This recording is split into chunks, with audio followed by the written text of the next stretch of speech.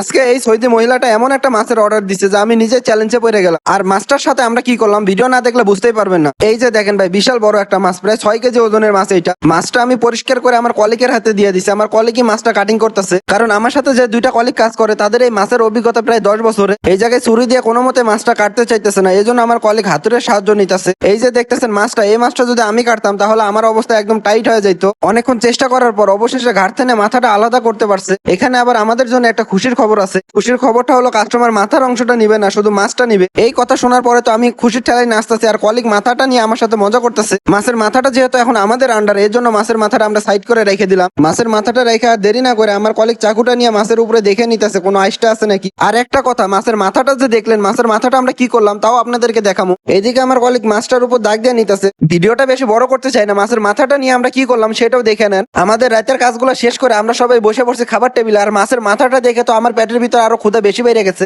এখানে শুধু মাথা না, এখানে মুরগিও আছে। আমাদের জন্য প্রত্যেকটা দিন একটা করে মুরগি থাকে। আর কে কে এই মাছের মাথাটা খাইতে চান অবশ্যই কমেন্টে জানান। ভিডিওটা ভালো লাগলে অবশ্যই একটা লাইক করে ফলো দিবেন। আর সবাই সুস্থ থাকবেন, ভালো থাকবেন। আসসালামু আলাইকুম।